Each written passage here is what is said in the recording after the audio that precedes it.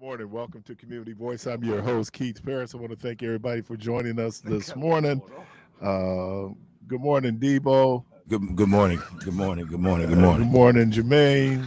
Oh, good morning, man. Let's do a couple things. I'm going to do the first thing first. Let's go to the Mount. Uh, so we talk about our weekend. No, that's okay. They can hear the what? This is radio. They need to see me, man. I said leave it.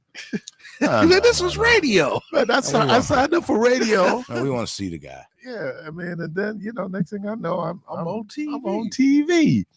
But let me. Then when it ain't work, was something wrong with the cameras, man? What's wrong with the cameras? We're not on today. Right. I know. And that's something, man. I don't eat cabbage, but I eat coleslaw. Right. So anyway, I guess your weekends were your weekends, huh?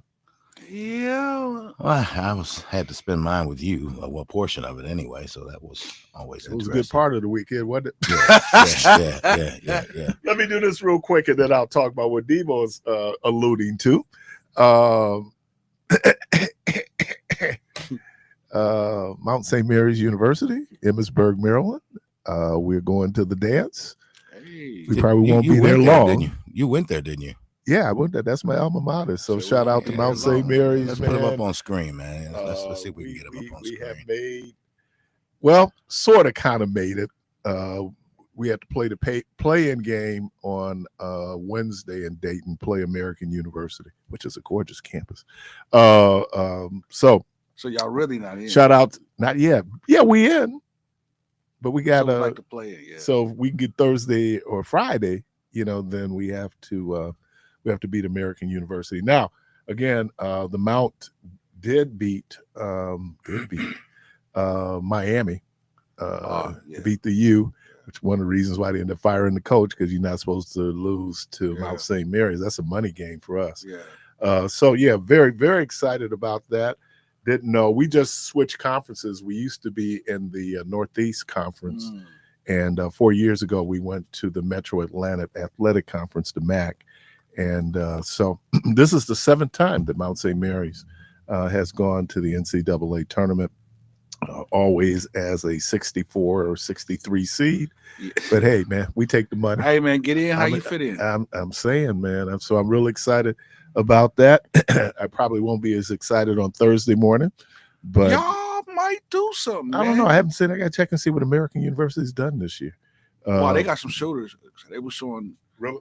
Oh yeah. I mean, the Mounts. It's even though we D1, we got D2 size. Yeah. Yeah. So that's always. So anyway, shout out to the Mountaineers, and it's interesting because the guy Lynn, who's coaching the Mountaineers, goes back with Chaka Smart when he was at Virginia Commonwealth. He was the videotape guy there. Speaking of the second dance coach we've gotten that had connections to Chaka Smart. Speaking of the dance, my guy who I went to school with played on the basketball team. They fell short by 2 points. Grambling State, my guy, he's the coach over there, Deontay Jackson. Okay. And, went to school with him at Greenfield. Just so proud of him, man. But them guys, man, they lost by 2 points, man. And I was hoping for them guys to get into the tournament. Man, the bat, yeah. How do you look? Yeah. You can't, if you don't score in the last 5 minutes, there have been Tanjay hitting free throws. But man, that was they went further. They weren't even picked to be in the championship game. Yeah. The fact that they made it, I think they have a 3 seed. Yeah. And Marquette got a 7 seed. So we'll see locally what's going on. But anyway, very excited. Rhonda, Friday night, she asked me what I was going to do. I said, I'm not going anywhere. Stay at home, watch Mount St. Mary's. Yeah. And then was it Saturday? She go, the Mount's still playing? I said, look at that. Yeah. So Mount St. Mary's. No, he said, look at that. Look at that.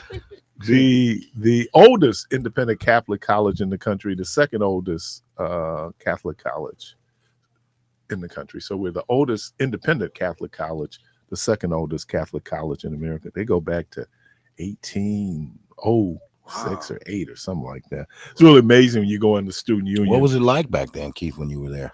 Back in the 1800s? Yeah. Well, you know, when we didn't have electricity. So That's what's up.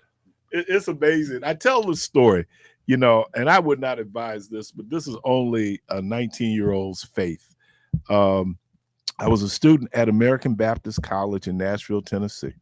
And shout out there to American Baptist College, good folks. I know they just did their rally day here a couple of weeks ago here in the city.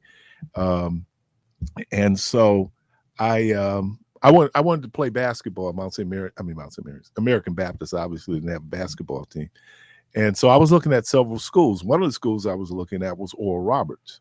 Oral Roberts, though, once I actually started, because back then, you know, you go on a website. Back then you get the student catalog and it would show you all the course offerings, all this stuff. And Oral Roberts had a very stringent student conduct code. You had to wear a tie jacket. There was no fraternization among the students. There was no alcohol, no drugs. You know, I mean, it was just like, and I just thought, man, a 19-year-old, that's a little strict. Every Tuesday and Thursday at American Baptist, we had chapel service, right? And our chapel services were dynamic because depending on who was in town in Nashville, that's who you could be your preacher at chapel service. So I've heard we had great preachers coming in for chapel service. But the chapel is right across the hall from the library. Every Tuesday, Sports Illustrated would come out. And so every Tuesday, I get there early to get the latest edition of Sports Illustrated. And I'm reading this article about the school where they said 90% of the student body is involved either in intercollegiate athletics or intramural. And then my idol was a graduate of that school, Mad Dog Freddie Carter. And I'm going, oh, man. So kind of messed around. I didn't know I'm not going back to American Baptist and made that decision. And now where am I going to go? So I put an application in as a transfer student from American Baptist to Mount St. Mary's. I didn't hear anything from Mount St. Mary's. So I ended up calling them. This would have been maybe 2 weeks. Yeah, so it was mid-August that I called. School starts in September. I call them. They said, "Oh, they redid the admissions office." Said, "Oh, we see it." The young lady I talked to, who later became a classmate of mine, she said, "I'll just go." So then you had to have 4 people on the admissions committee sign off on your transfer application. My grades were great, so as a transfer student, they accept me. Now, here's the thing. Mount St. Mary's, 98% of the student body lived on campus, which meant that student housing was at a premium. They had something called the Terrace, where most of the dorms were, and freshmen were 2 to 3 in a room. So, all right, here's the other thing. I'm receiving Social Security. You need to let Social Security know that you're enrolled in school in order to continue, because then you could get Social Security through your graduation in college, right? So I didn't do that. Unbeknownst to me, I made a mistake on the financial aid form. And so, look, I got to go somewhere. So I bought a plane ticket, one-way plane ticket. I had to fly into Baltimore, Washington International Airport, fly into BWI. And I'm going to tell you, I'm such an old man. Talking about being from the Midwest, I think I take a cab from the airport to the bus station, going to take the bus up to Emmitsburg. Trying to do all that before we had internet, man, computers, but made all that. I'm in the bus station in Baltimore. Dude, come on, man, you want a diamond watch? Yeah, dude, $10. Oh man, okay. It wasn't a real diamond watch, so I didn't got stuck up, and I just got there. Get to Emmitsburg. Emmitsburg, Maryland is 12 miles from Gettysburg, Pennsylvania, 8 miles from the historic battlefield there, Gettysburg, Pennsylvania. So I get in there. There's literally one traffic light in that city. They let me off at the right in front of the barbershop liquor store. I go into the barbershop or either liquor store asking, can I take a cab? I'm a student at Mount St. Mary's. Can I catch a cab? Well, they don't have a cab. So the guy, because everybody knows everybody, he says, look, I'll call the dean of students, George Gellis. So he calls George Gellis, who's the dean of students. And I know what he's saying. We got this black kid in the middle of nowhere here, and he says he's a student at Mount St. Mary's. So George Gellis gets on the phone. We talk a little bit. He says, so let me get this straight. You came all the way from Milwaukee, Wisconsin to Emmitsburg, Maryland to go to school at Mount St. Mary's. You don't have a dorm room. I'm going, yes, because you accepted me. I came. Talk about faith, right? So they said, okay, we're going to send someone out. We're going to send a pinky. Now, anybody knows what a pinky is. A pinky is Pinkerton security, and everybody called them pinkies. So they send the guy out. I drive past, we're driving, and I'm thinking that St. Joseph's College and the Elizabeth Seton had built this huge provincial house for nuns that was part of her order. We're driving past there, and I go, sir, you're driving past the school, right? He said, isn't that the school? He goes, no, it's not the school. Why is that significant now is that St. Joseph's College is the National Fire Academy. So people come from all over the country, go to Emmitsburg if you're a fire person. So pull up, and man, I'm pulling up at night to see Mount St. Mary's at night. It is literally built into a mountain. To see those lights, to see that, oh man, it was just gorgeous. So I pull up, Mr. Gellis meets me. Then he was really taken aback because I'm black, and now wow, okay. So he introduced me to some folks. So long story short, they were going to send me home. And there's a guy named Mike Casey. I don't know if Mike Casey's still alive. Mike Casey was an RA. RAs didn't have to have roommates, right? And so he said, well, George said, you can stay with Mike tonight, and we'll figure out what we're going to do with you tomorrow. So I'm telling you, man, all I heard was footsteps thinking they're coming to send me home. Mike Casey, being the dude that he was, he said, you know what? Because Mike is a big dude. He go, little guy can stay with me. I'm going, wow. That's where I met Ron Banks. Their family took me in. So it kind of worked out. Figured out what the mistake was on the financial aid form. Let Social Security know where I was. Get Social Security. And the rest is history. And so when they would have alumni functions, they would have me there telling the story of how a black kid from the Midwest ends up in the middle of Maryland. And I said, man, it's kind of faith. Now, would I advise anybody to do that? My answer would be no. But I was glad that I was able to do it. So ended up graduating, working a year there. I did college admissions, did student retention. Unbeknownst to me, the reason why they were putting such an emphasis on getting black students to the Mount was they needed to build, and I don't know if it's still the case, but back then HUD would build student dormitories. Oh. And HUD you had to have a representation of minorities. Mm. Now I could tell you how few black people were there. We had our first Black Student Union meeting. We had more people at the table than we did in the audience. Oh, wow. And so, so that's how I ended up there. People try to figure out how'd you end up in the middle of nowhere, to the point that it must have been a couple of weeks in. They said, we're gonna go to DC. We're going to Washington. I go, Washington's out here? Because we pull in, I see the Capitol going like, wow.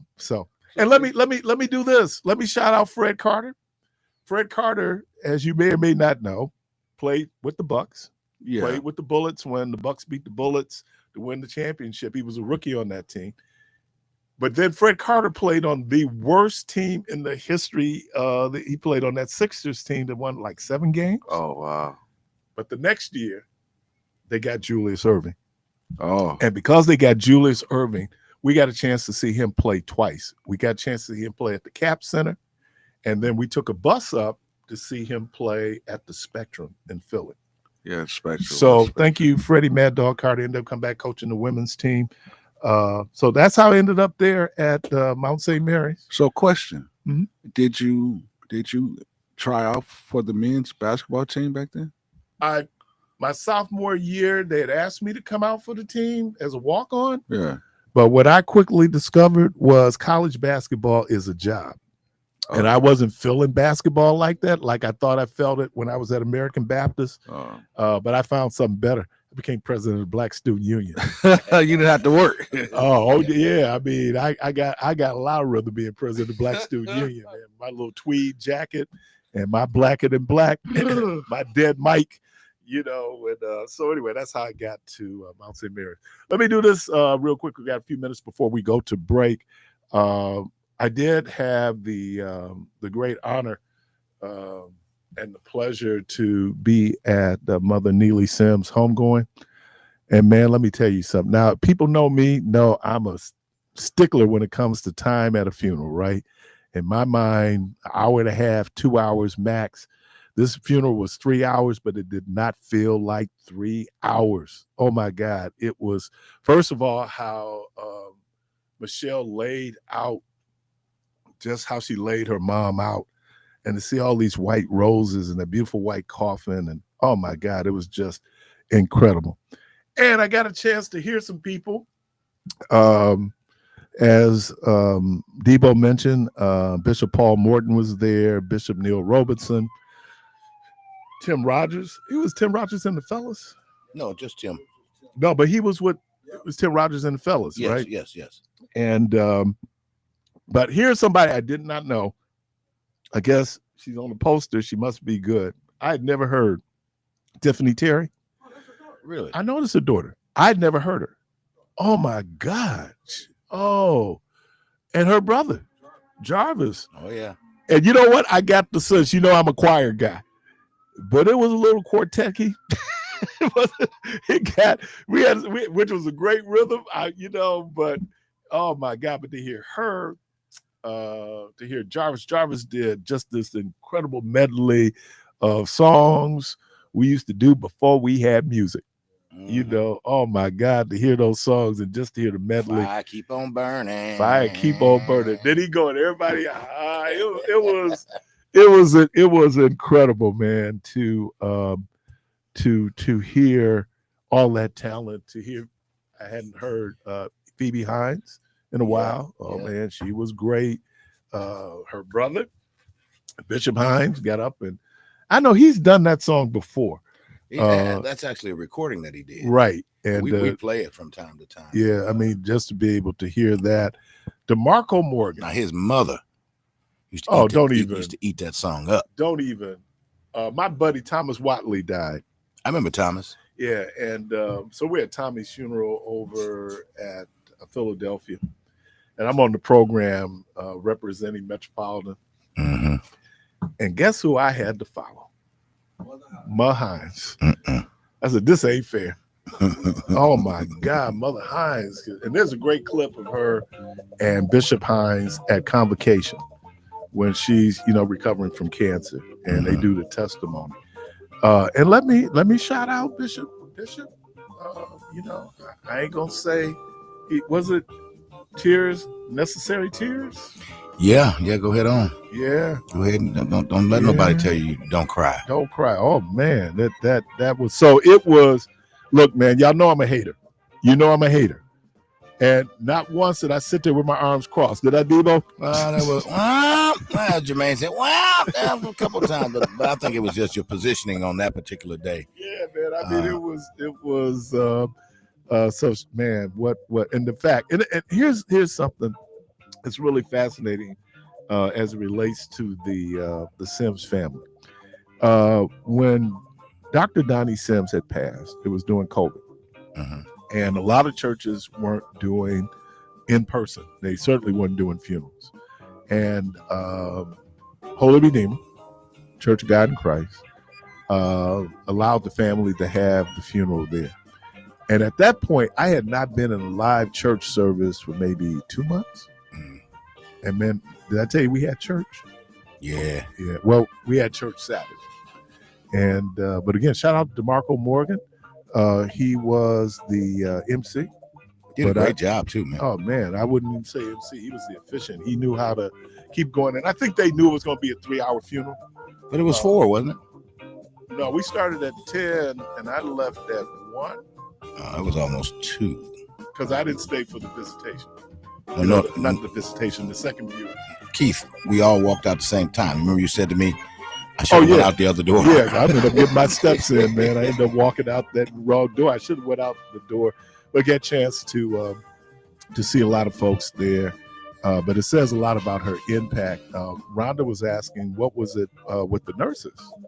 And she was saying they had on those old-time nurses, but that was a great tribute. It was. It really was. That was a great tribute. It actually told me something about Mother that I didn't know. Didn't know at all. Yeah. And the number of women who were married to pastors who were nurses. Bishop Sappho's wife is a nurse. So, man, it was beautiful, beautiful. So, Michelle, family, Donnie, all you guys, here's the other real quick thing. All those years, I did not know that Donnie Sims' daddy was a Baptist pastor, because I always saw Donnie at Westside. He was always at Westside. And then one day, I don't know who told me, I don't know if that's that. And I was going, I didn't know that. Michelle explained to me what it was because of the family's relationship with the Church of God in Christ. That was my boy. What was that, Greg? Yes. Yeah. Greg crazy. He's still crazy. Let's put it that way. Me and Devo look at each other going like, he was still special. Crazy. Yeah, he's still crazy. But he went back to West Side and talked about, them being down there when they were on the hill. Yeah. Down when they were down there. That was a little white church, wasn't it? Yeah, yes, right in the neighborhood. And then they moved up to 26 an hour, right up the street. My mom had bought a house on 26 an hour. So praying for the family. This is very difficult anytime that there is a loss. But know this, you honored your mother and you honored her in such a special way. And so again, thank you. There was one quick story. We were sitting there with Mary Ellen, and she offered me a mint. I said, oh, thank you. Yeah, sure. She said, yeah, because Devo said he was hungry and this is all I had. Sometimes those little mitts trick you, and it'd be like steak and eggs. But she looked like Mama at church. Oh yeah, boy, take this candy. Shut up. Go and shut down somewhere. Stomach growl. You better eat this. Hold it. You're listening to Community Voice. Call ICU. I'm gonna grab you right after the break. We'll be right back.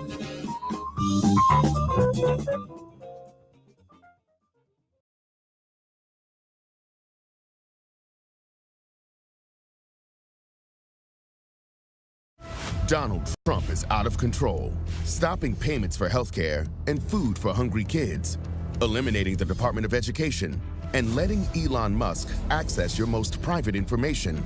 Now Trump and Musk are backing Brad Schimmel because they know he'll let them do whatever they want. Not Judge Susan Crawford.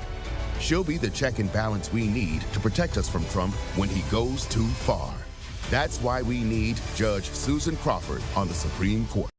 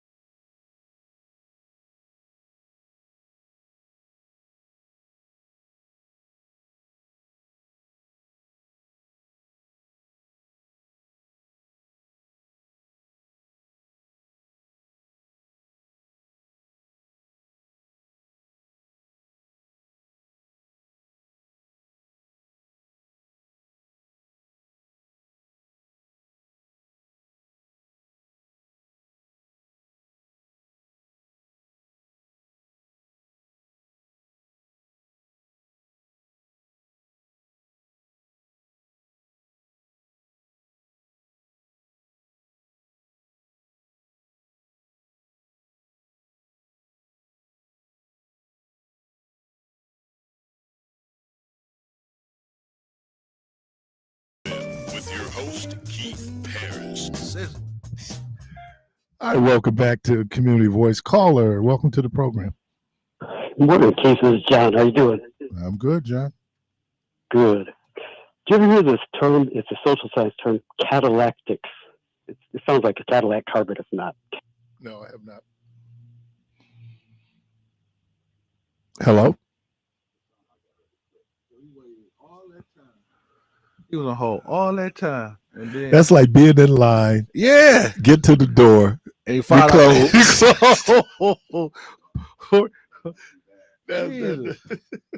I stood in line all this time. All this time, and we's closed. Here we go.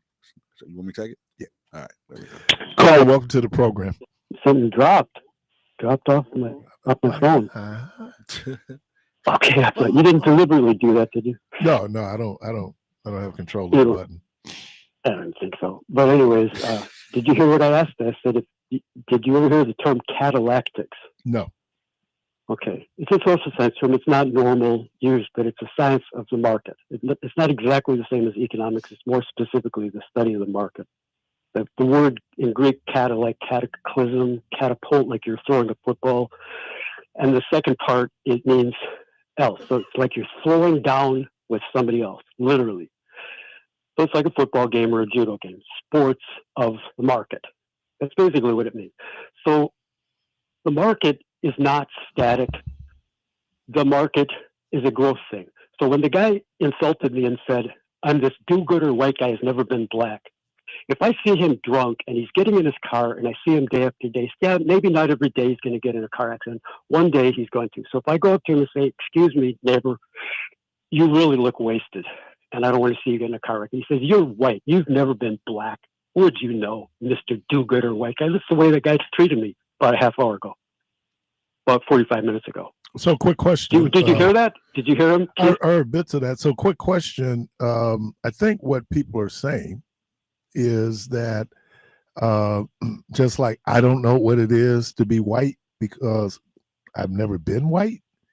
Sure, I think that when people hear certain things in the experience, it's like a woman in pregnancy. You know, I could talk all day long about pregnancy, but I can't get pregnant and I've never been pregnant. And so when a woman says to me, you don't know what it is to be a woman, I have to fall back and go like, so I think that maybe that's a good explanation of that aspect. That's a reasonable explanation. Right. I think that sometimes we have to on that. Maybe go ahead. I don't think it is even a question of tone. I just think that certain things are triggers, and well, we got to be two-way street about the triggers, don't we? Don't we have to be watchful about our own? You know, everybody talk about dog whistles and triggers. Okay, so social science doesn't care about economics doesn't care about any color except gold and silver. Would you agree? The real economics, the profit motive, doesn't care about anything except gold. But the problem is the collateral damage. Because what I mean is because you're looking for a job. He's bringing race into it as if I can't talk about how to help a black guy without him insulting and saying, I don't think the do-gooder white guy, the do-gooder white guy. From either a Nazi or a do-gooder white guy? No, John, no, I don't think it's that. I think that based on life experience for many of us, we find that, and I'm not accusing you of this, but we find that liberalism has its limits. Unfortunately, in America, our caste system is pretty well baked in, and our sense of things, we all have been brushed by the wing. And I'm talking about the wing now would be racism. We've all been brushed by. When you said like a bridge, like a wing on your chicken, like a wing, like a bird wing or an airplane wing. Yeah, that whole reference of being brushed by the wing, I think is talks about, you know, we've all been impacted. You know, skimmed on the side, and depending on where you are and how you've been impacted is pretty much how you view the world. So I don't be offended. I just you know, I think it's okay, so go ahead. I don't want to interrupt you, but I have an answer. But go ahead. I don't want to what's your answer? What's your answer? science is still supposed to be objective. And so what I try to bring to this radio station, and you and I have some wonderful conversations. I know you enjoy them. And Michelle, I know she enjoys it. And I don't think we can afford to get sucked into dismissing me because I'm not black. I think that is the most absurd thing that, that do-gooder. And I'm like, okay, wait. Let's slow down and let's discuss actual economics. Things how I seem to love it, and I love black people enough to give time to the station. I love you guys. Is that enough to say I love black people? How many times can I say I love black people? I love black people. I love black people. Hey, John, even when you say that in a collective, first of all, well, I'm an individualist. You already know that. And so maybe you don't have some of the biases that others who look like you might have, and based on people's experience. Yeah, and I think that it's a danger to lump everybody, regardless of what it is, into a particular group, because it doesn't work that way. It was like one of the things that it's a trigger for many black folks is when the white folks say that, some of my best friends are black. If they're your friend, said that, right? Right. If they're your friend, it doesn't really matter, And so I think that it's America dealing with residual impact racism. Let me say something though to you. I was listening to the conversation. First of all, government workers pay the same taxes as everybody else. Correct. Secondly, because America has seen it in her best interest to have a level of socialism, right? Right. That means, you and I've talked about a social safety net. But what I'm saying is that people go like, well, it's the social safety net, and then we get into government, and when we look at government, it was interesting that the first organization that Trump wanted to disband was USAID, and his whole argument, because he always looks at things through a racial lens, was these are African and other third world countries, and we don't care about them. And if I cut that, most people don't care about what happens in Mali. But here's the problem. If you have farmers who have been sending food to Mali, when you cut those farmers off, right, now it has impact here. It was something that Zelensky said that there's a black Senegalese economist, Maguette Wadi, I think is her name. She's Senegalese, and she said it's the worst thing for Africa. She said what it does is it undercuts the businesses, the African businesses that need to be free. We're talking about people, but we're talking about people who have an immediate need for food. We're not talking about where it should be long term. But here's the problem with any kind of development in Africa, parts of Asia, is that, and it was something Michelle said, the difference, and I being a government man all my life, right? I've been a G guy all my life. You do a public good, you do a public service. And most Americans will not appreciate that public service until it's gone or threatened. They take it for granted, right? There's certain things going to happen. Like we take it for granted that when I go into the airport, I get on the plane, that plane is not going to crash into another plane because of some mistake that an air traffic controller has made. I just assume that I'm going to get from here to Nashville, but that's because of government. I'm sorry. That's because of government. Those are the essentials. So that's the essential. The fact that we're trying to coexist, like right now, this is coming up. We got through the whole continuing resolution that was taken care of on Friday. That's so the government wouldn't shut down. But what is happening now is Republicans are working on a tax cut. They want to make these tax cuts that are currently in place stay in place, no sunset on them, because they're supposed to end at the end of the fiscal year, which would be September 30th. They want those tax cuts to stay in place. So in order to do, you got a couple of things. You can raise the debt ceiling, and there are certain Republicans who are really against government spending, period, right?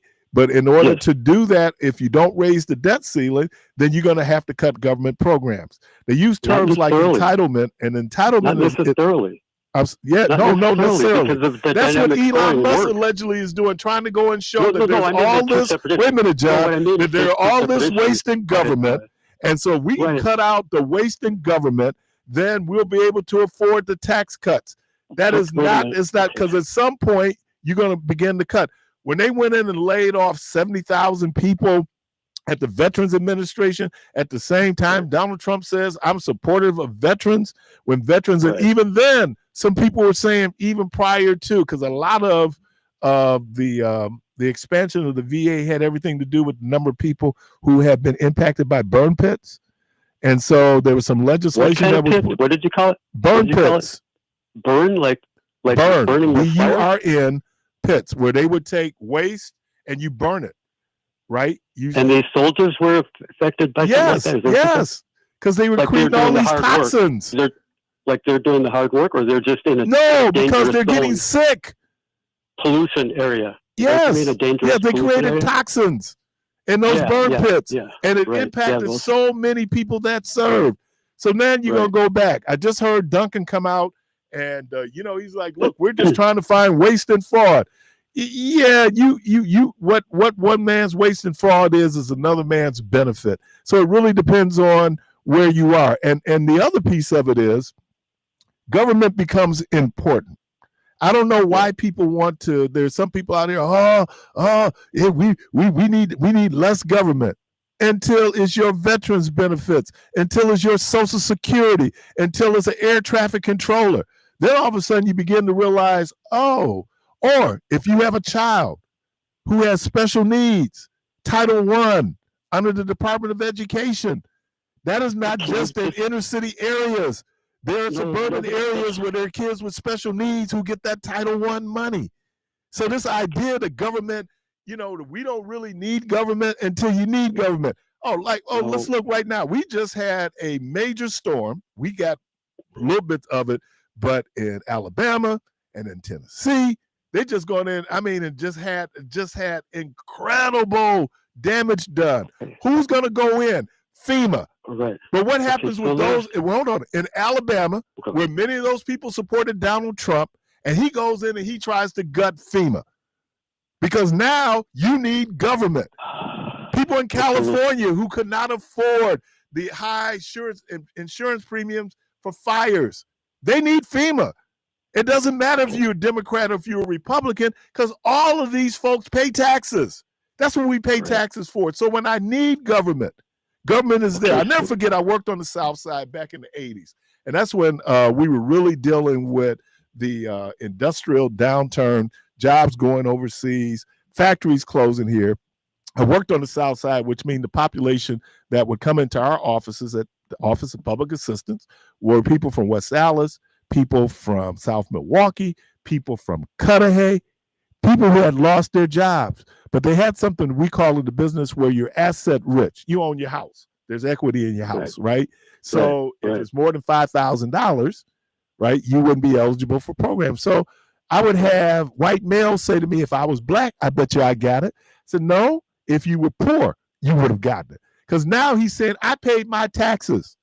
And now I want government to take care of whatever. And there's nothing wrong with that. But we've done such a great job of trying to vilify. I saw something in our chat room where someone said that Trump believes that a lot of those people that worked in federal government didn't vote for him. There were a lot of people who worked in federal government who supported him.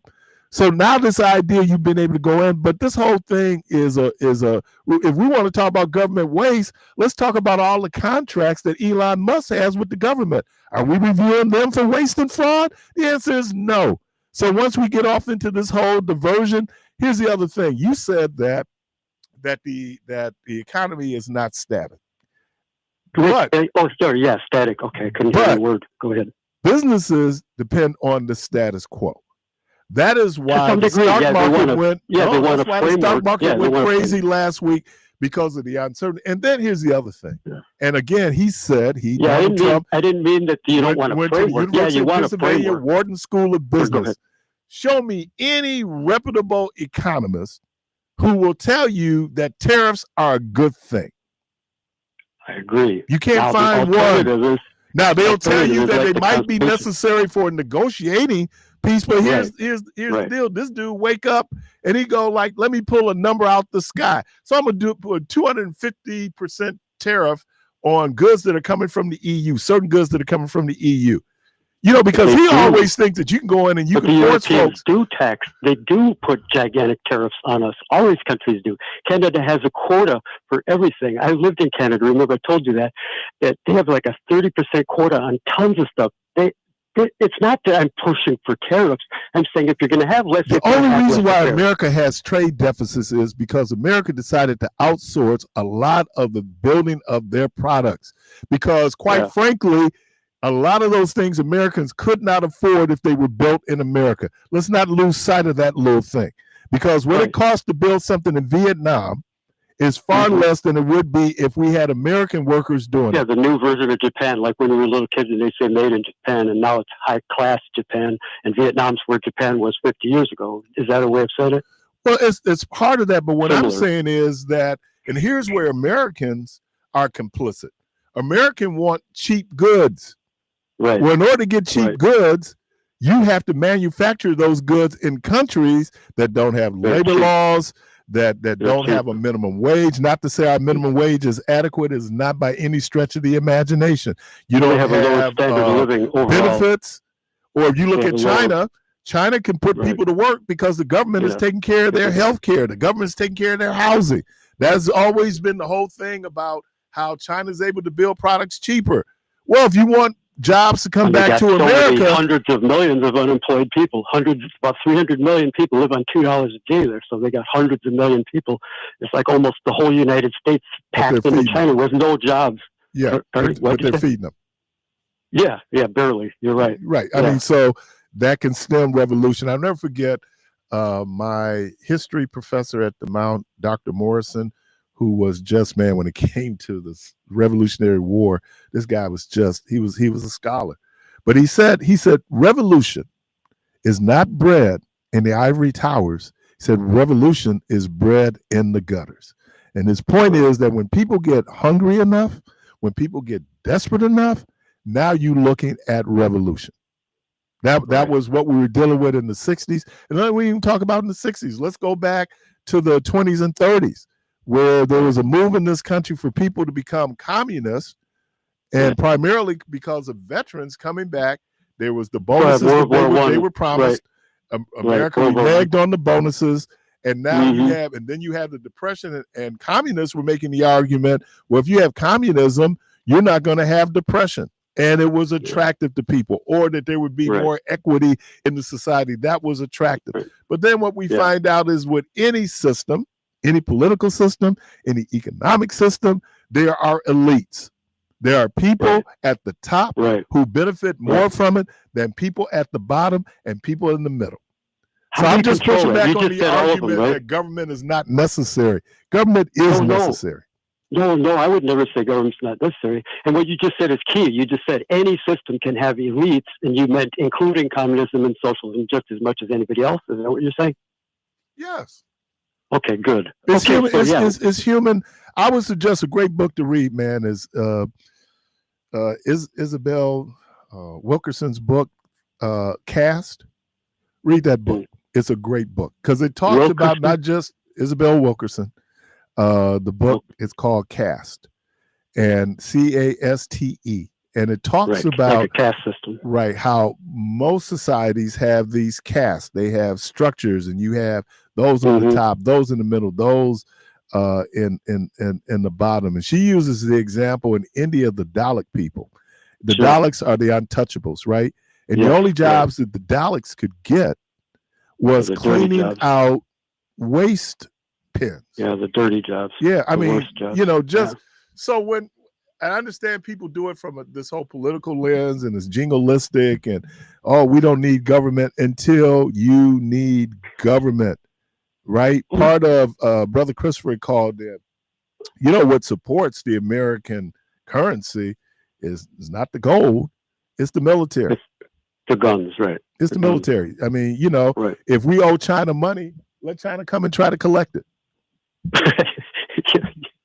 Yeah, I'm just, I'm make that just, better, right? if they're gonna send somebody over, first of all, China doesn't have a navy to speak of, to be able to, and I didn't understand the importance of world dominance until someone pointed out. You said, the dynasties, the countries that did very well, especially going into the 18th and 19th century, were countries with navies.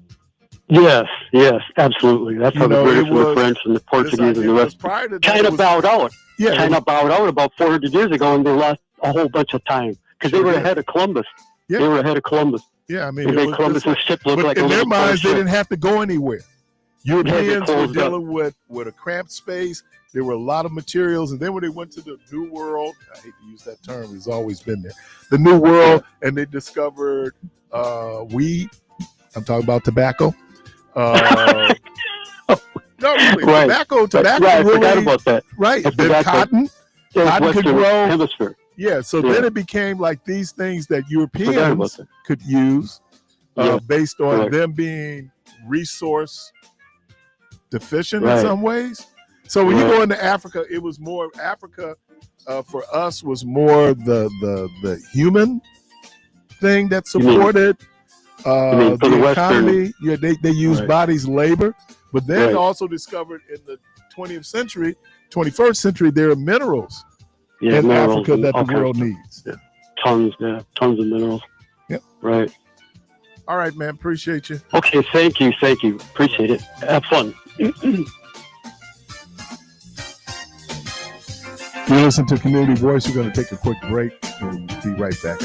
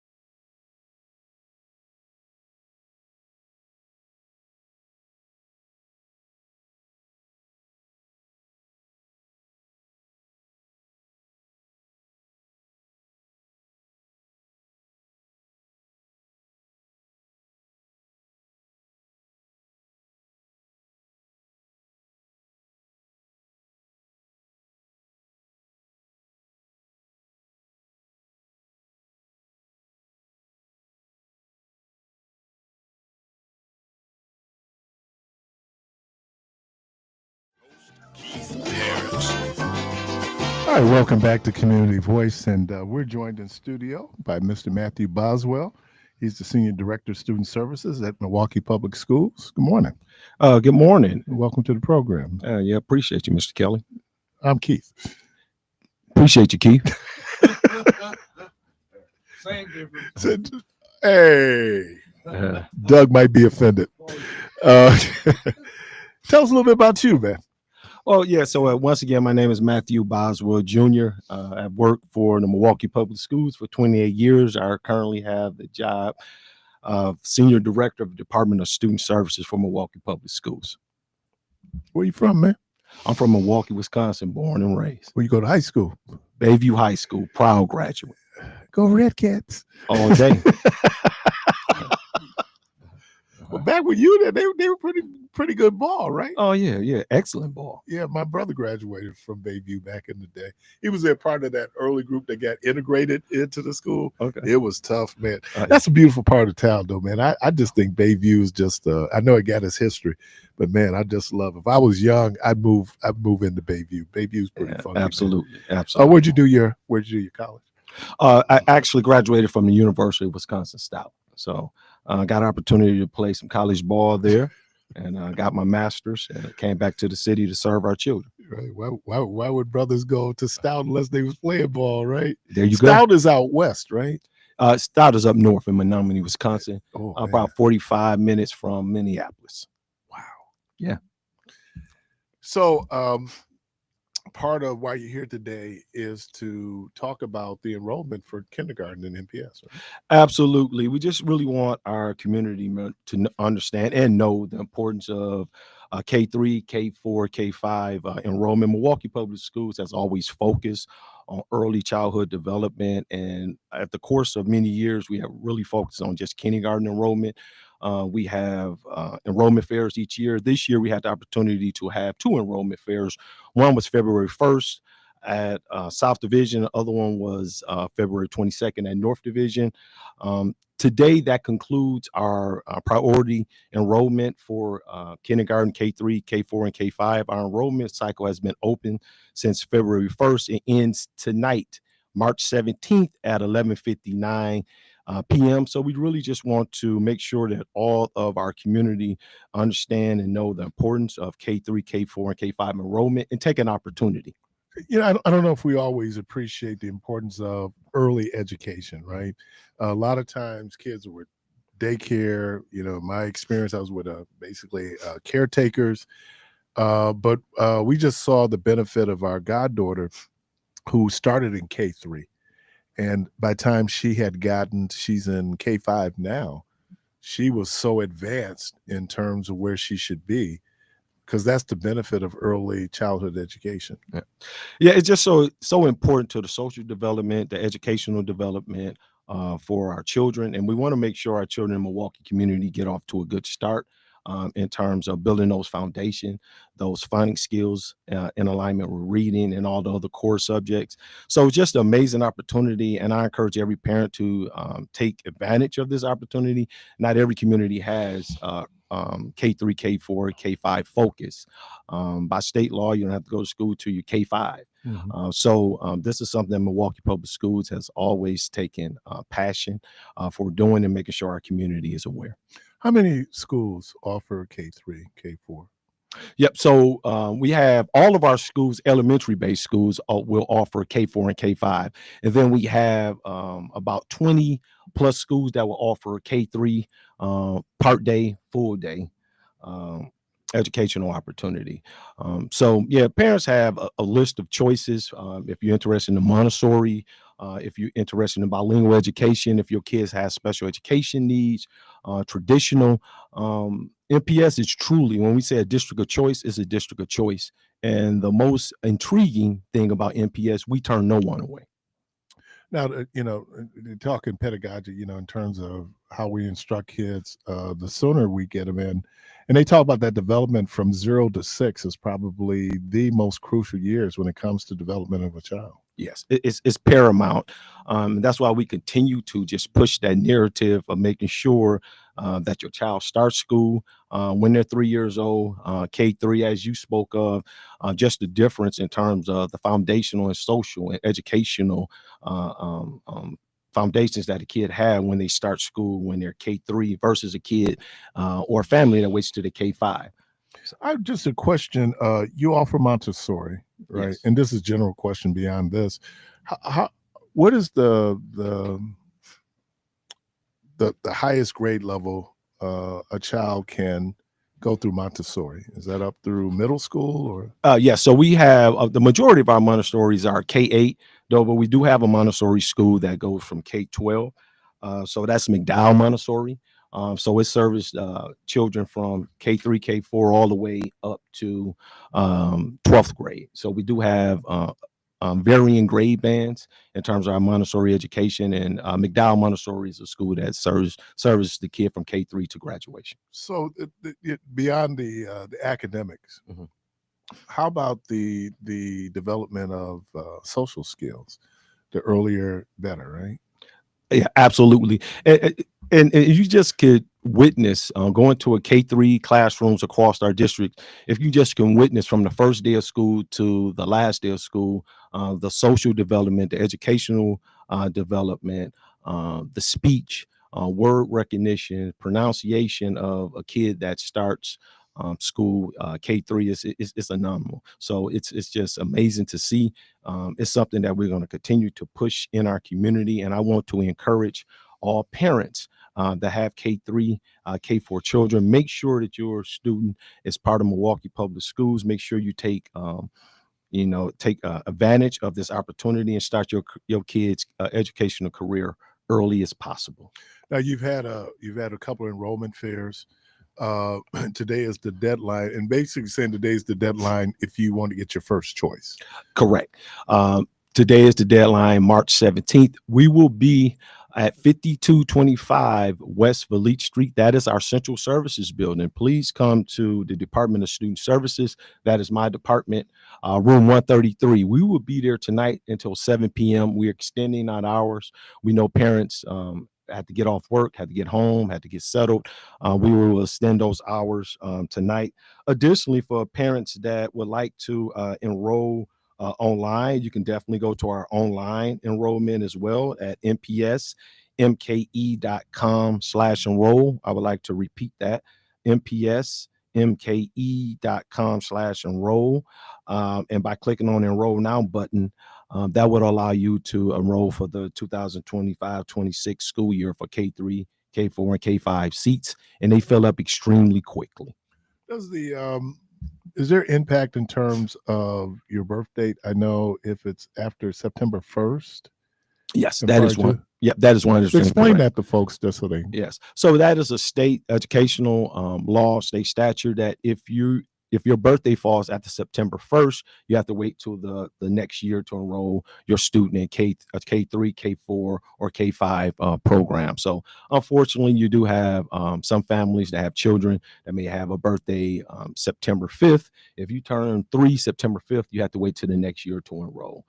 So that is the state law. Is there anything parents would need to bring in order to enroll their children? Yes, definitely just bring your something with your address on it, proof of guardianship, proof that you are the parent, and we'll take it from there.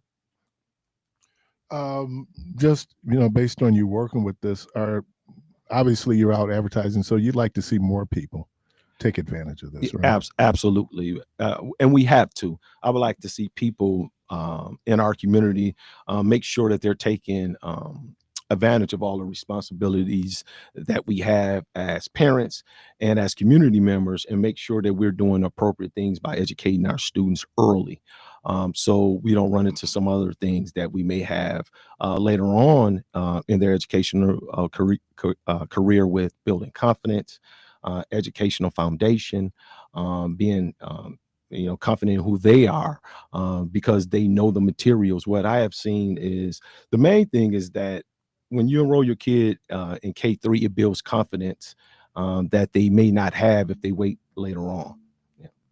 I think in taking advantage of that, and again, one of the things I've really focused in on our goddaughter who, like she's in K5, and but to watch what she was able to do when she got to school, as opposed to what I was able to do when I got to school. I mean, she knew her alphabets.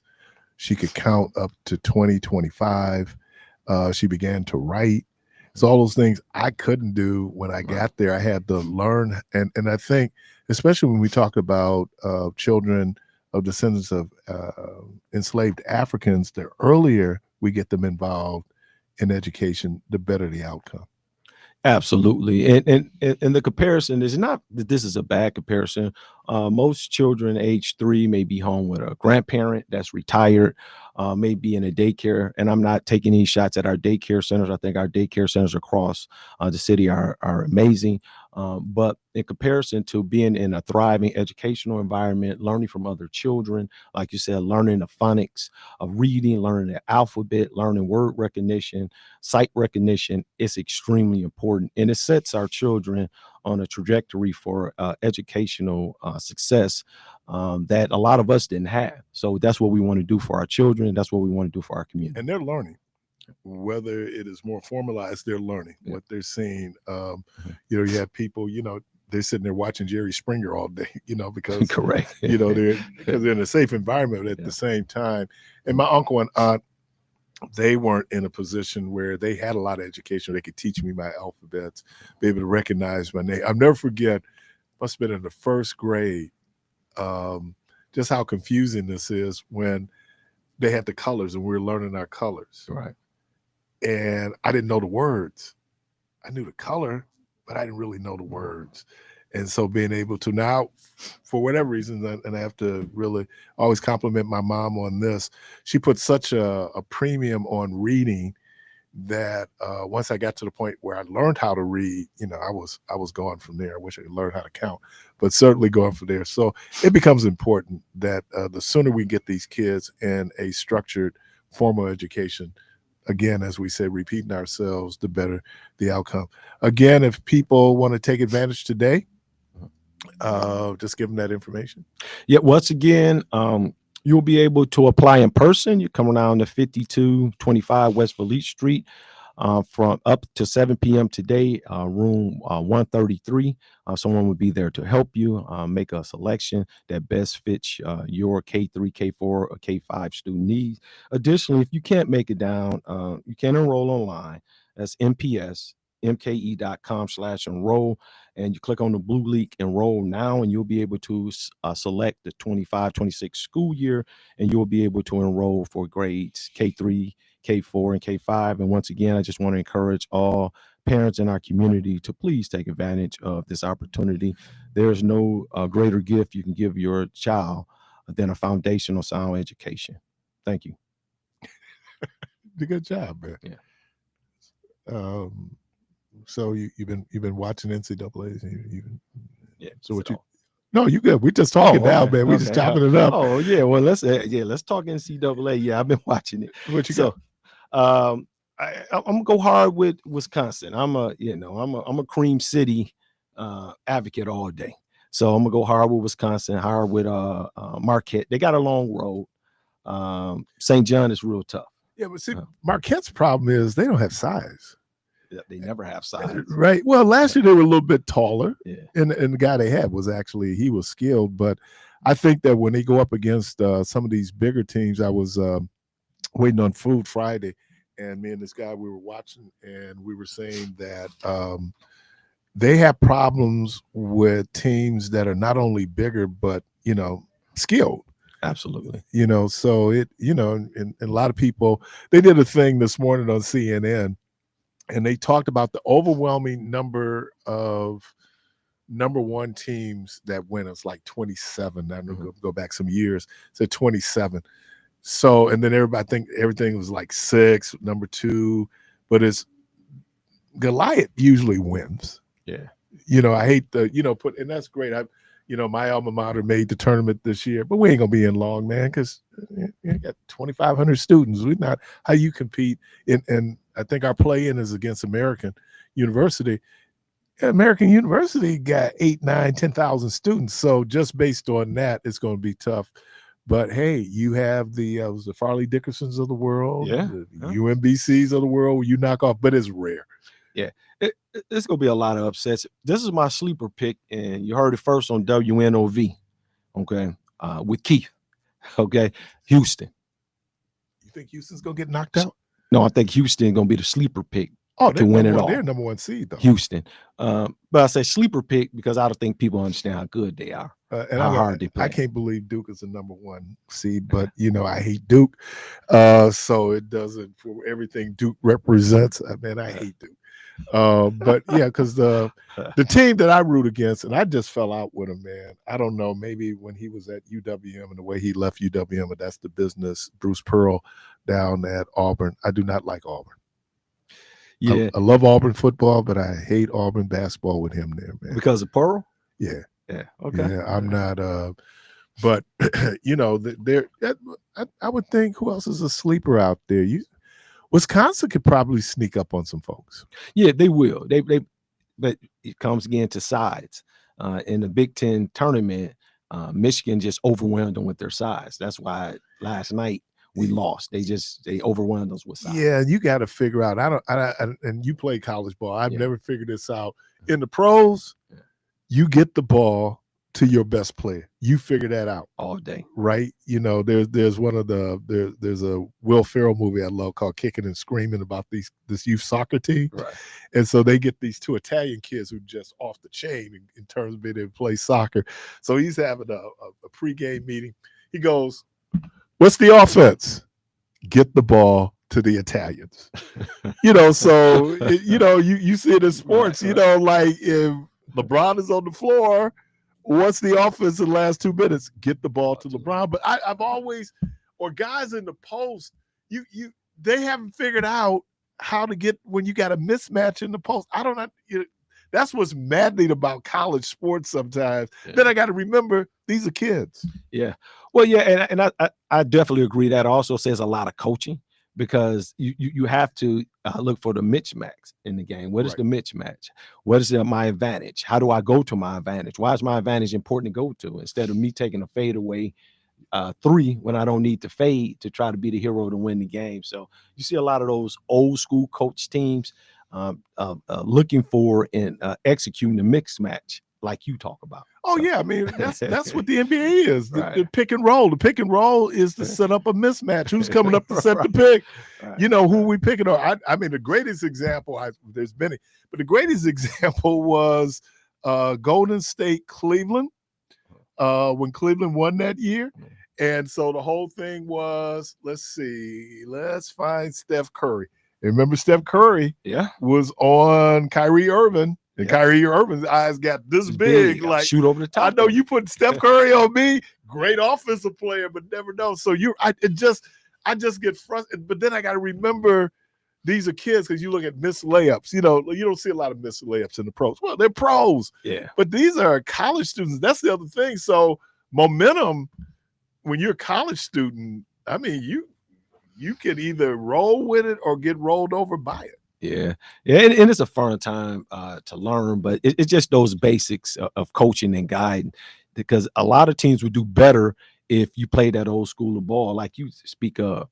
Get the ball to your best player and become a viable second or third or fourth option if you get the ball, if you get double teamed, be ready to shoot, that type of thing. But yeah, so we'll see. I remember 79, and they were talking to the point guard on that Michigan State team. With Magic Johnson and Greg Kelsey. Yeah. And he said, so what do you guys do? He said, my job is to give the ball to Magic Johnson and get out the way.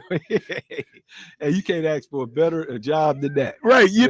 Or if you Steve Kerr, my job is that when they send the whole arena to Michael, that I hit the open jumper. Yeah. So Steve Kerr is going to remember he might only had 6 points in that game, but it was the 2 jumpers. And that's the other piece of it too. How do you set people up to be successful? And I know coaches like this idea that, it's coaching strategy, and I appreciate that, but I just can't figure out where you have a dude who can drop 25 points in the first half and then nada in the second half. Yeah. and he on the floor. Yeah. They just and the thing is, fatigue is real. Oh, man, As you saw with Wisconsin, I think it was 4 games or 4 days. They just didn't have no lift in their shot. Fatigue is real. So conditioning. well, we had a group at our church called Preparation for the Last 2 Minutes, and part of it was a quote that I had from one of my colleagues at Mount St. Mary's, George Leftwich, who coached Carroll High School. Carroll High School in D.C. is the alma mater of John Thompson. So, and I think George could have been there with John. But, he says when fatigue sets in, habit takes over. Yeah, that's true. That is very true. Muscle memory. Yeah, and so that's why if you ran the suicides and you shot free throws, it's so when you're tired, your good form kicks in, not your bad form. No, that's and true. So you're right. When you start talking about fatigue, who's able to breathe? Because if you're able to breathe, you make some better decisions. Right. But I was looking at some of those kids, and you're right. How you pay? Because usually, even in college ball, you might have a day off, 2 days off. Yeah. Tournaments become a little bit more arduous because you're playing back. If you keep winning, you keep playing. Keep playing. It imitates, I say, to a small degree, the NBA. Although NBA is playing at such a higher skill level, right? And you got to imagine that. So you have to bring it. So and I don't think people always appreciate that when you're talking about just if you're playing at the pro level, there's a certain skill level that you have, and so will they miss shots? Probably, but not the same as when you're in college. Yeah. And certainly those missed layups, you be just going like, we're going to. No, you were going to. Oh yeah, absolutely. I was going to say the layup that the player from Wisconsin missed to go into overtime or to tie up the game, you were just right there. Really didn't get bumped. The big guy changed his shot, but just being strong enough to follow through. And I know they're college kids, but just being conditioned. But they were really dependent on Tanjay then, and he was struggling. And that's the other thing about college kids is that they're not always consistent. Yeah, he depends on a lot of his athleticism because if you notice, he wasn't getting up as high on his jumper. Right. He has, he's an athletic specimen. He's put together pretty good he got some bounce too. As you see in the game, he just was tired. He wasn't getting no lift on his shot. You could see it. So and he's clearly. Until I was a big Russell Wilson fan because North Carolina State didn't see him in their future, and so he was able to transfer to Wisconsin. Right. And Wisconsin had a good year. They couldn't beat Michigan State with Kirk Cousins, and they couldn't beat Ohio State. Both those games they were in, but be able to do so. This kid Tanjay, man, and to see where guard is now changed, where they put up a lot of threes. Oh yeah. He's very skilled though. If you look at his movement, he's gonna play. His shots, he's gonna play next level. Very skilled. He squares his body before he shoots. Even if he's fading, he squares his body. Just like you'll see the pros do. A lot of the college players now, they do these step back or fadeaway threes. They won't even square their body. So if you notice, if you watch him, he squares his body, get his elbow square, follow through real well. So I think he's going to be a solid pro. Yeah, he's gonna be. And I just thought, but here's the other thing about the NCAA. The mature teams usually win all day. Those teams with experience, they usually win. And so because even when Wisconsin did the Final Four that year, that was a senior laden team. I think Frank Kaminsky had played 5 years. And you can't do that now with one and done transfer portal. Because the kid who was playing, Stroud, who was playing with Wisconsin last year, is playing with Kansas this year. So you can't, which I think is great. If you were probably doing where it was your coach who determined if you're gonna get the scholarship. Yeah. Because I think they made that change probably when I graduated, where now you didn't get 4-year rides, you got a 1-year ride basically. It had to be renewed. But I think that it's great that players have more control, because if a coach could get up and leave, why can't a player? Why can't a player get up and leave? And that whole transfer rule where you have to sit out a year, now it's like the transfer portal. So in some ways, I think it's been good. But all right, so now we back. So if you had to pick, who's gonna win the NCAA? So if I had to pick, my long shot I'm gonna go with Houston. always like to pick someone nobody never see coming. Houston's been around. And I don't think they keep getting to a certain point, they keep getting knocked out. They keep getting to a certain point, they keep getting knocked out. I think this may be the year. And I'm trying to think,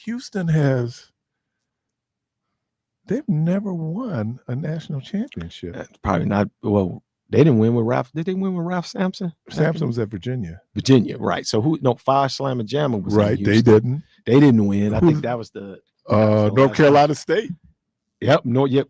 Put them out. So they spoke Five Slamma Jamma. When Elvin Hayes was there, they lost UCLA.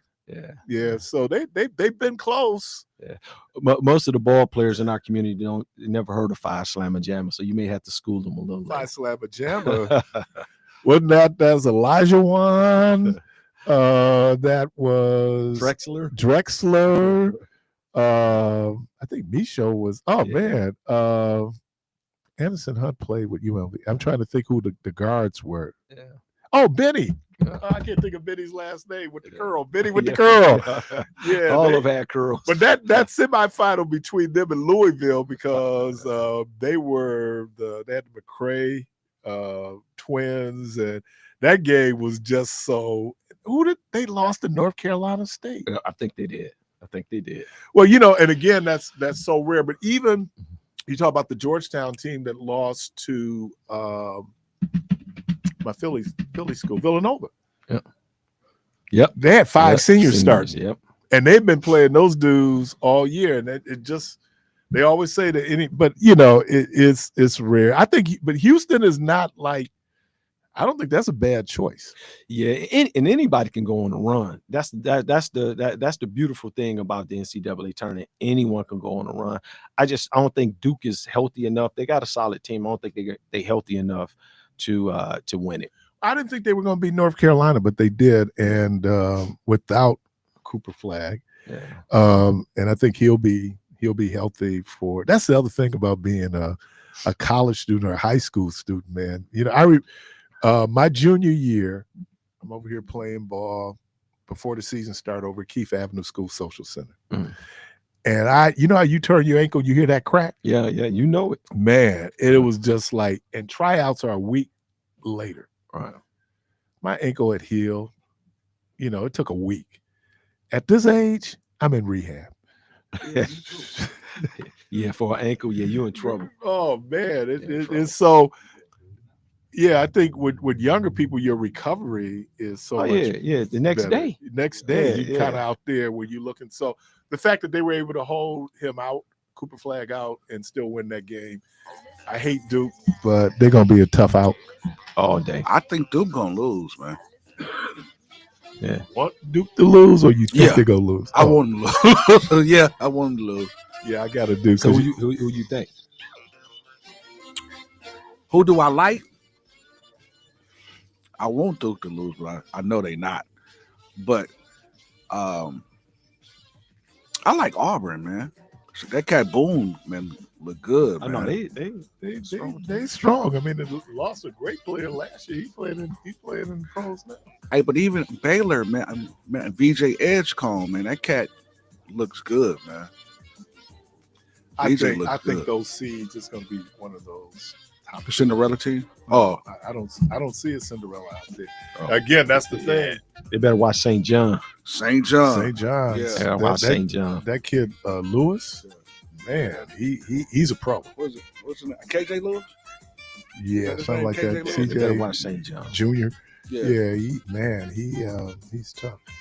Matthew Boswell, appreciate you, man. Hey, definitely appreciate you. Give him that number and that time again, just for people who want to do enrollment for their kids, K3, K4, and K5. Yeah, once again, for K3, K4, and K5 enrollment, today is the last day of priority enrollment for K3, K4, K5 for Milwaukee Public Schools. You can visit our Central Services Department located at 5225 West Beach Street up to 7 p.m. Tonight. Come to room 133. We'll be able to assist you. You also can enroll online. I gave that information earlier, or you can call 414-475-8159 if you have any questions about enrollment for your K3, K4, K5 children. And once again, to all the parents in Milwaukee community, please take advantage of this early childhood opportunity with Milwaukee Public Schools. Thank you. Man, you might have a future after this, man. You do that pretty good.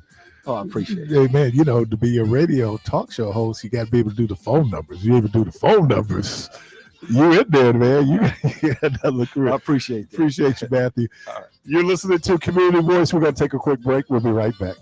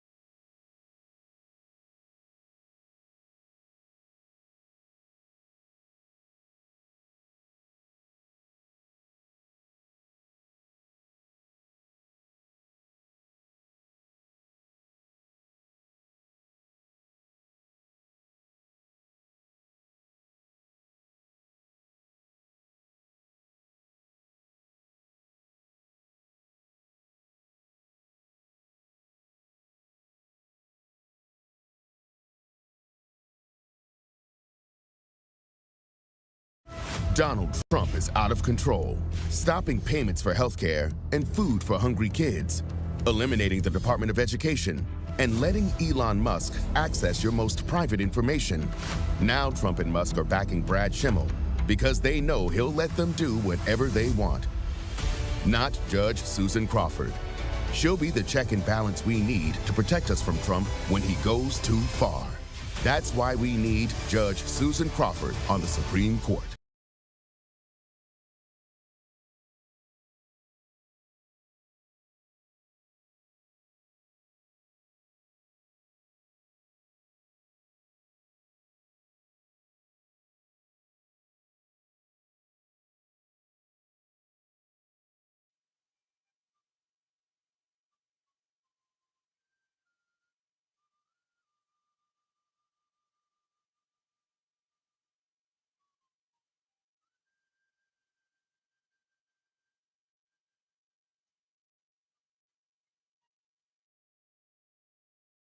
On WNOV 860 AM and 106.5 FM with your host, Keith Parris.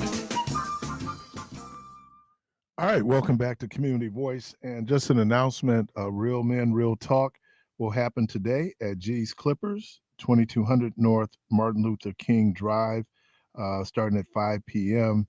And so great, every third Wednesday of the month, it's an opportunity for men to come in the barbershop setting to to chop it up.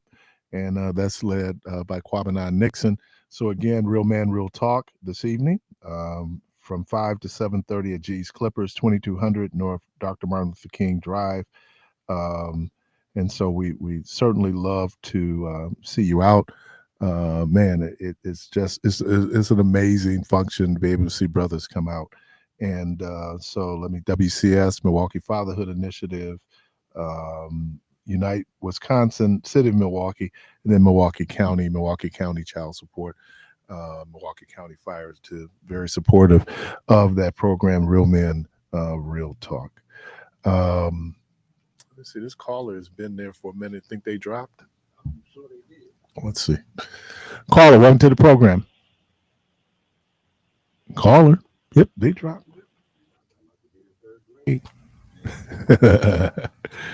Yeah. Y'all want to talk about them? About who? BUCKS? Yeah, man, come on with it, man. Come on with it. I'm gonna be honest with you.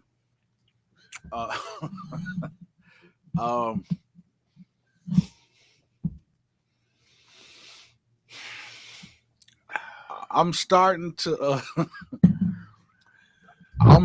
Day is done. I'm really starting. Setting sun. I'm doing taps. Yeah, Man, we haven't heard from Arizona either, have we? Not yet. But you got a call though. Okay. You gonna take this call before I tap into it?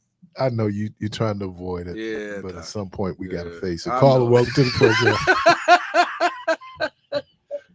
Good morning. Good morning, Mr. Parris. Wow. Hey, good morning. And Ramadan Mubarak. I think it's Ramadan Kareem, right? Am I right? Yes, sir. All right. Ramadan Kareem. Yes, sir. Understood. I've been calling. I noticed that you had 2 interviews. The legitimate interview that you just finished, and one person who likens himself as a voice of Black knowledge or something like that. So, what I find offensive and absolutely insulting on a regular basis, and I'm speaking as an individual, but primarily as a Black man, is when I hear a Caucasian person who thinks just because we come up in the same country or whatever, or that he has some sympathy or maybe some guilt-ridden conscience that he's possessed of, that he thinks that he has to articulate what he thinks is best for Black people, and he doesn't represent Black people in any way or in any capacity.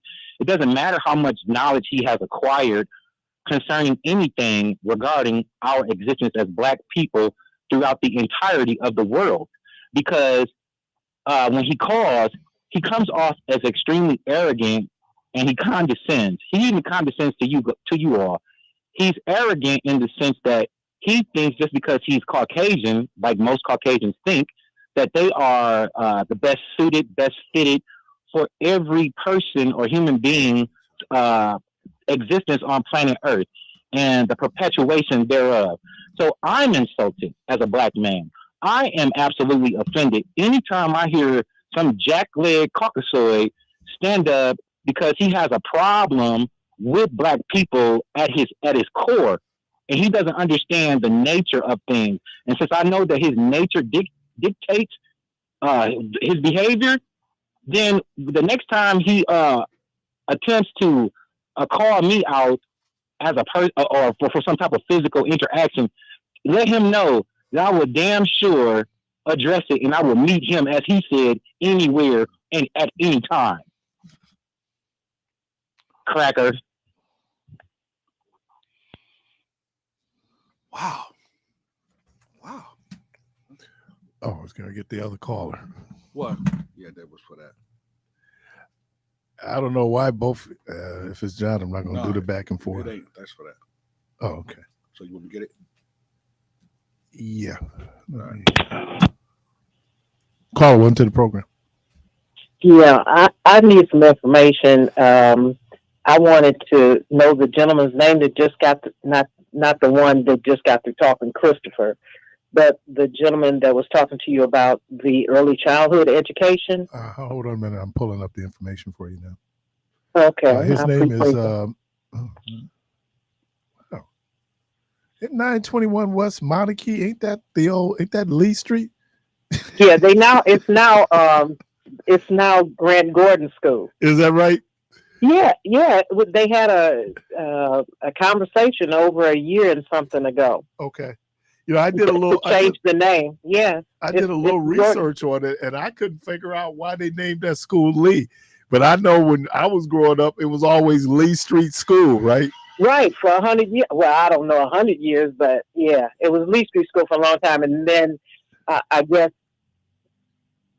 well, anyway, I knew who Grant Gordon was and his wife. So, Okay. Both of them were, yeah, she was instrumental with quite a few things. And so is he. So, I couldn't say why they wouldn't get a school named after him, which was inviting, and it did bring some conversation to the board to encourage them to change that name. So that's what happened. Well, it was funny. Name change. A few years ago, we had a birthday celebration for Miss Vernita Lee, who was Oprah Winfrey's mom.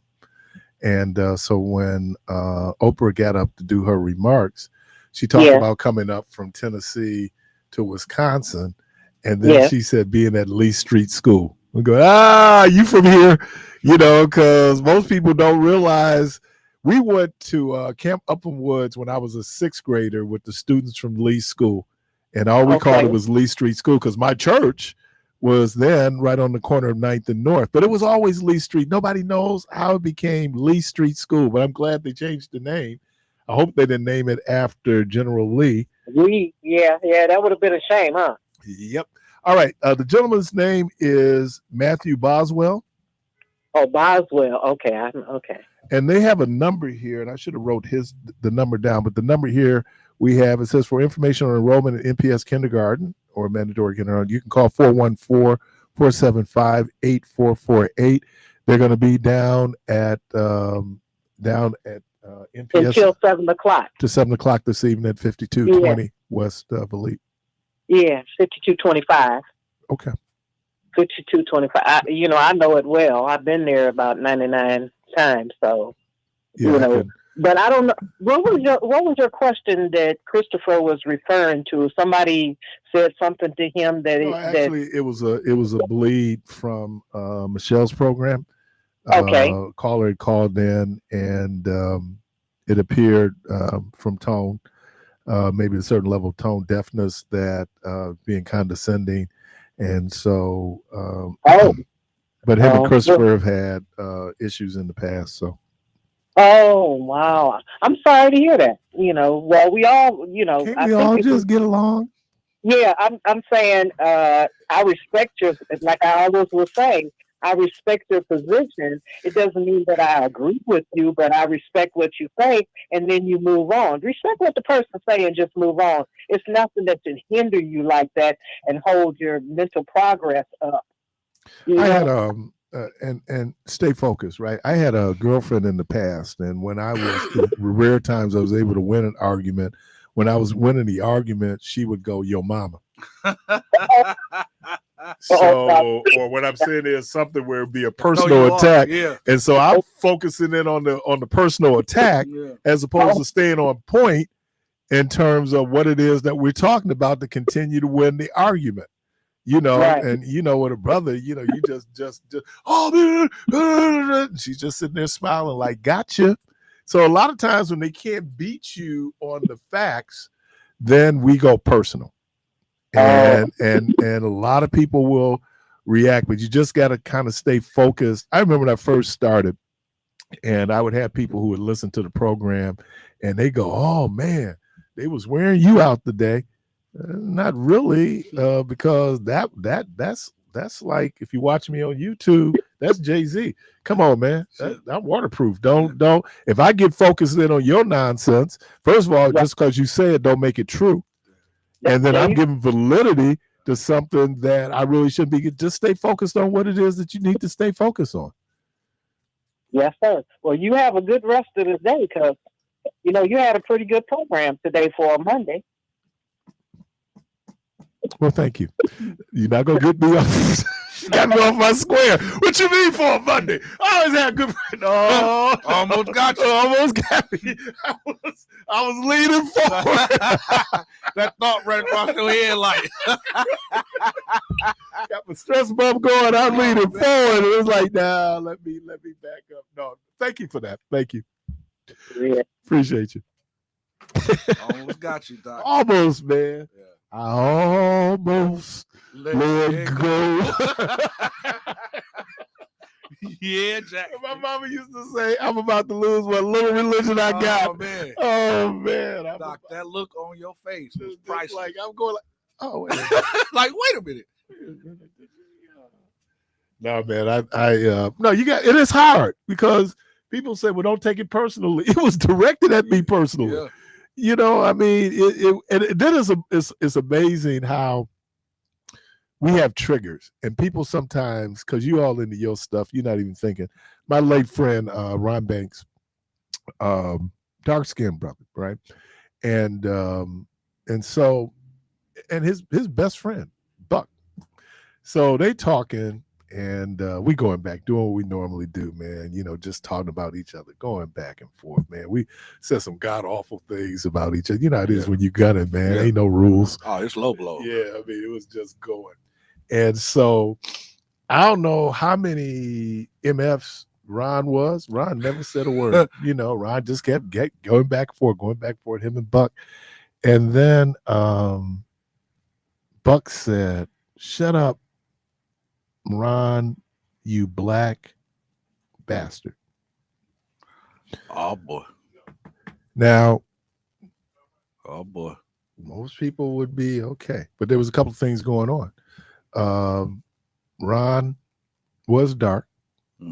Ron probably heard it being dark. And we talking about being dark in the 50s, 60s, 70s, wasn't cool. Yeah. And then this whole, when he called him a bastard because Ron was born outside of wedlock. Oh, so that hit. It was, man. And I've only seen Ron Banks in the year that we were together there.